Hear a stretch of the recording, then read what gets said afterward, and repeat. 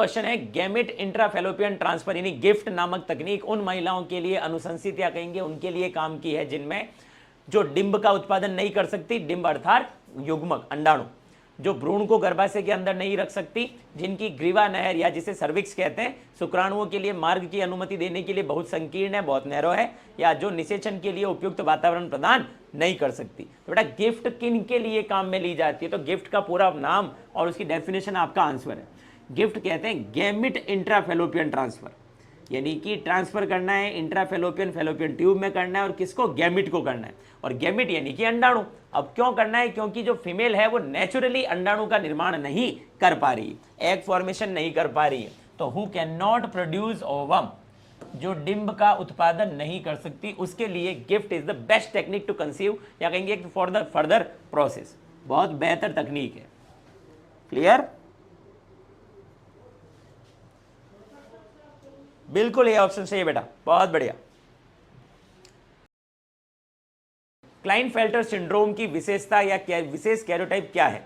Klinefelter syndrome is characterised by a karyotype of. अब थोड़ा याद रखें क्लाइनफेल्टर क्या है। तो क्लाइनफेल्टर बेटा होता किसमें है? होता है मेल में, नर में होता है, जहां पर कंडीशन क्या बन जाती है? नंबर ऑफ क्रोमोसोम हो जाते हैं 47, तो 44 प्लस एक्स वाई तो पहले ही थे, यहां पर एक एडिशनल एक्स क्रोमोसोम की कॉपी आ जाती है, यानी कि कंडीशन क्या बनती है बेटा? X X Y. कंडीशन क्या बनती है? X X Y. अब मेल में जब एक एक्स्ट्रा एक्स क्रोमोसोम आ जाएगा, तो 46 तो पहले से ही थे, 44 प्लस एक्स वाई, अब एक एडिशनल एक्स क्रोमोसोम अगर और आ गया है तो वो फिर फीचर्स भी एक्स क्रोमोसोम यानी कि फीमेल की तरह लाएगा, और इनके फीचर्स में हम क्या कहते हैं बेटा? इसमें कहा जाता है गाइनेकोमेस्टिया। कोई रंग अंध यानी कि वर्णांध पुरुष किसी ऐसी महिला से शादी करता है जो सामान्य रंग दृष्टि के लिए सजाती है, तो उनके बेटे के रंग अंधा यानी कि वर्णांध होने की संभावना क्या है? If a colour blind mail Mary's a woman who is homozygous for normal color vision, the probability of their son being color blind is क्या है? 0, 0.5, 1 या फिर हम कहते हैं 2। सन के लिए पूछा गया बेटा, कलर ब्लाइंड सन होने की संभावना क्या है? तो देखो पहले एक बार इसका क्रॉस बना के देख लेते हैं, नर और मादा। नर कैसा बताया गया? वर्णांध है यानी कि कंडीशन है उसके लिए आपके एक्स सी वाई, जबकि सामान्य है महिला यानी कि एक्स एक्स। अगर इनका क्रॉस होता भी है तो बेटा जो हम कहेंगे सन या फिर पुत्र होने के लिए वाई चाहिए, और वाई आएगा फादर से।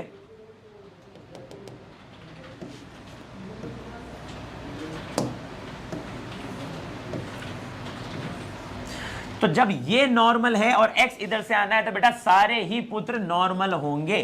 कलर ब्लाइंड होने की वहां पर पॉसिबिलिटी क्या है? 0, 0। पीयूष 0.5 कैसे बेटा? 0.5 नहीं 0 होगी, कारण क्योंकि माता जो है वो कैसे है? सामान्य है, और माता सामान्य यानी कि एक्स क्रोमोसोम तो वहां से जाएगा, और ये विकार आपको दे रखा है वर्णांधता, जो कि एक्स सहलग्न विकार है, एक्स सहलग्न अप्रभावी विकार है, 0 होगा। बिल्कुल बेटा, बहुत बढ़िया, क्रिएटिव माइंड माया सोलंकी, बहुत अच्छे, very good. Sachin a very good, बदमाश छोटा। Genetic code is said to be degenerate because, आनुवंशिक कोड को पतित यानी कि कहेंगे अपघटित फॉर्म में कहा जाता है क्योंकि the genetic code is said to be degenerate because each amino acid has multiple codons, each codon है codes for multiple amino acids, the start codon codes for multiple amino acids, या फिर the stop codon codes for multiple amino acids. प्रत्येक amino acid में कई codon होते हैं, प्रत्येक codon में कई एमिनो एसिड के लिए कोड होता है। स्टार्ट कोडॉन कई एमिनो एसिड के लिए कोड करता है, या स्टॉप कोडॉन कई एमिनो एसिड के लिए कोड करता है। चलिए बेटा इसका दीजिए answer.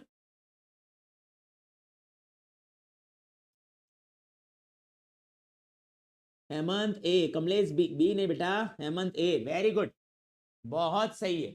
Each amino acid has multiple codons, मतलब कि अमीनो एसिड्स के लिए मल्टीपल कोडॉन्स हो सकते हैं, बट एक कोडॉन एक ही अमीनो एसिड के लिए। उस स्थान की पहचान करें जहां वुचेरेरिया ब्रैंकोफ्टाई आमतौर पर मानव शरीर में पाया जाता है। Identify the site where Wuchereria bancrofti is normally found on human body. Wuchereria bancrofti जो फाइलेरियसिस करवाता है बेटा, क्या करवाता है? फाइलेरियसिस।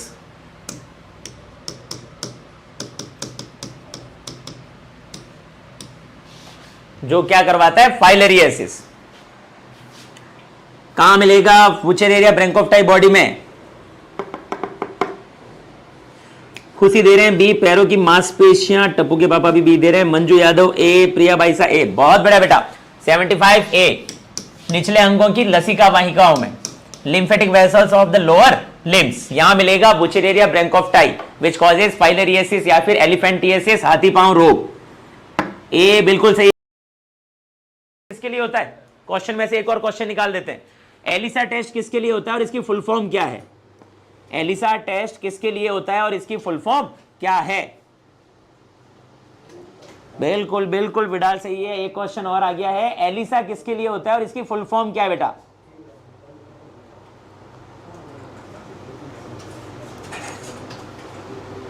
जी चलिए चलिए आने दीजिए आंसर। एलिसा टेस्ट किसके लिए है, एड्स के लिए। बहुत अच्छे Uma, very good. Sinu HIV के लिए, बहुत बढ़िया। और फुल फॉर्म क्या है बेटा उसकी,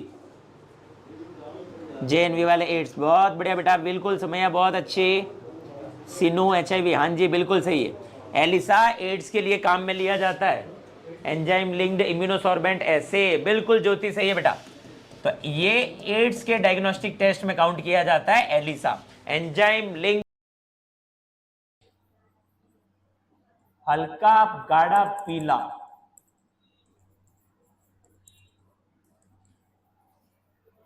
इसके अंदर कौन सी एंटीबॉडी प्रेजेंट होती है, मदर्स मिल्क में कौन सी एंटीबॉडी मिलेगी, आईजी। और आईजीजी कहां मिलती है, आईजीजी वाली एंटीबॉडी कहां मिलेगी, कॉन्ट्रासेप्टिव मान सकते हैं। एक पॉइंट और जोड़े अगर, तो ये रिवर्सिबल होना चाहिए, मतलब पुनः उपयोग, फिर से इसको बार बार उपयोग में लिया जा सके। तो ऐसे कुछ पॉइंट्स बनेंगे, में दोनों कैपिटल, दूसरे में। अब इसका लक्षण प्रारूप और याद रखना दोनों सेम आते, 1:, और जीन प्रारूप भी, क्योंकि जब आप सिर्फ इसको देखोगे तो ये लाल को बता रहा है। होमो हैबिलिस के लिए कहा गया था हैंडीमैन, या फिर इन्हीं को हमने कहा टूल मेकर। पत्थरों से वगैरह से ये सामान बनाने लग गए थे, पत्थरों की धार तीखी करके उनसे अपने बचाव के लिए काम करना शुरू हुए। फिर होमो इरेक्टस आए, होमो इरेक्टस को हमने नाम दिया जावा मैन। अब जावा मैन,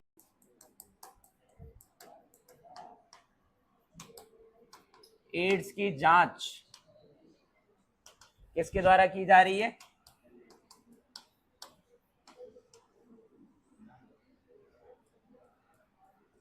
एलिसा,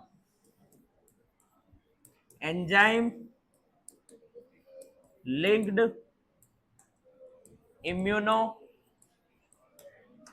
सॉर्बेंट ऐसे।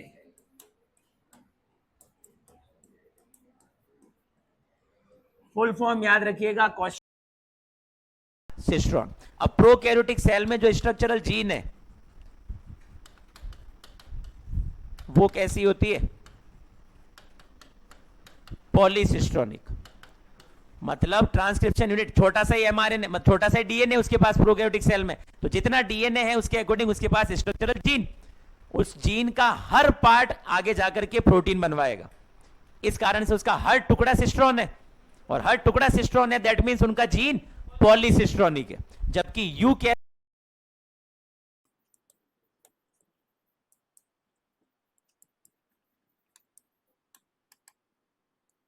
हेरोइन, स्मैक, मॉर्फिन आदि, ये इसके एग्जाम्पल में है। अब हेरोइन किससे प्राप्त की जाती है,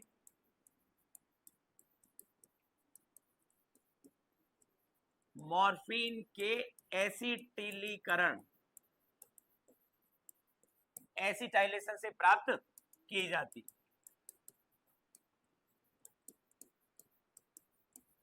होते कैसे हैं इसके पदार्थ, और पहली बात तो प्राप्त कैसे करेंगे, तो अफीम का जो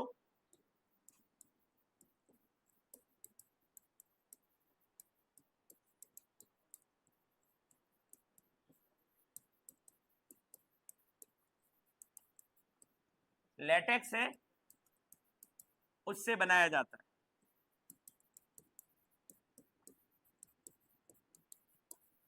इस अफीम का जो फल होता है उसमें से जो लेटेक्स निकलता है उसके द्वारा बनवाया जाता है इनको, और जो पीछे छिलका बच जाता है। और स्टेटिन का किससे प्राप्त हो रही है? स्टेटिन मोनास्कस परप्यूरियस, एक तरह की फंगस है, कवक, और इसका उपयोग हो रहा है ब्लड के अंदर, या जनरली कहेंगे कोलेस्ट्रॉल स्तर को कम या सीधा कह दो नियंत्रित करना।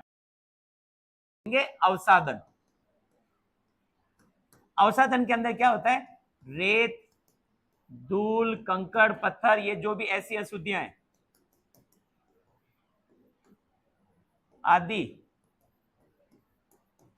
पैंदे में अवसादन मतलब उसको हाई स्पीड में पहले घुमाएंगे, घुमाने से जो बारीक कण है वो पैंदे में रह जाएंगे और हल्के पदार्थ ऊपर, बिलौना।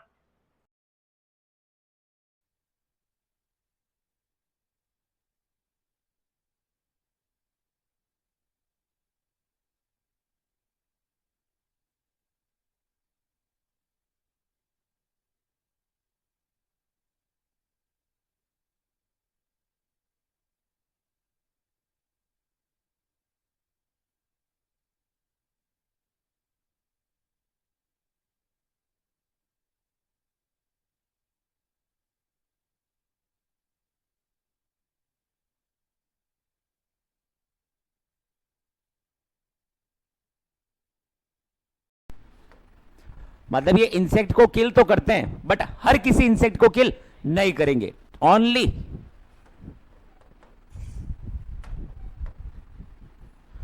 Targeted insect.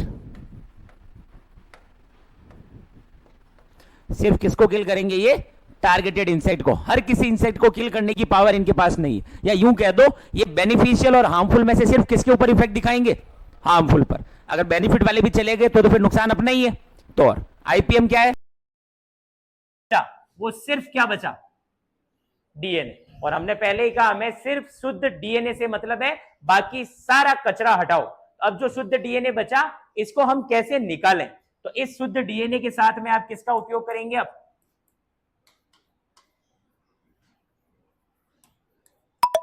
ठंडा अल्कोहल। तो जब इस डीएनए को ठंडे अल्कोहल के साथ मिलाएंगे तो टेस्ट ट्यूब में आपको ये एकदम धागे जैसी संरचना या थ्रेड लाइक स्ट्रक्चर के रूप में एकदम व्हाइट ट्रांसपेरेंट पतला सा धागा मिलेगा। उसको यहां से आपको निकालना है। ये क्या है? आपका प्योर डीएनए। उसको यहां से बाहर निकालना है। तो इस अल्कोहल में से प्योर डीएनए को निकालना, इस पूरी प्रोसेस को कहा जाता है स्पूलिंग।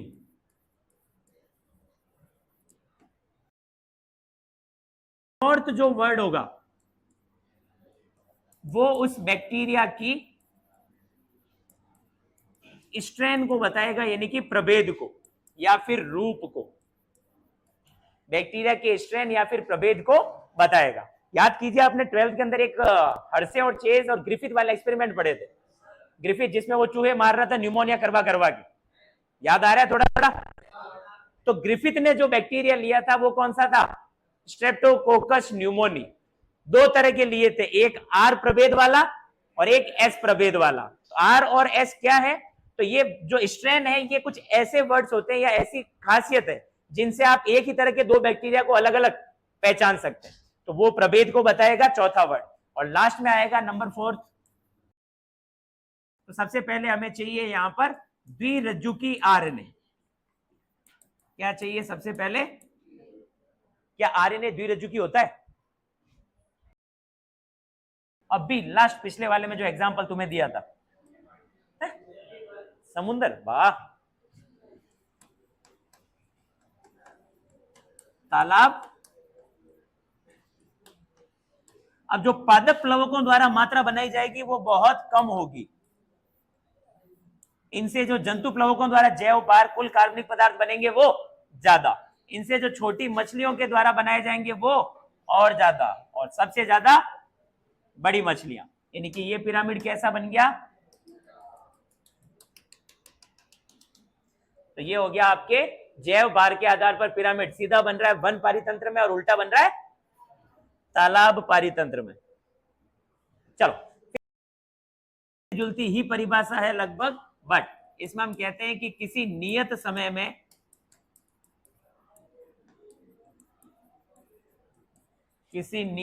में किसी भूभाग पर उपस्थित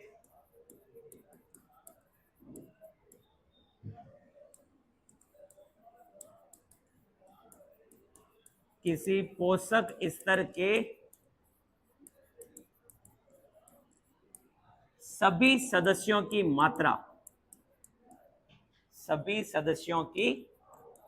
मात्रा क्या कहलाएगी? खड़ी फसल।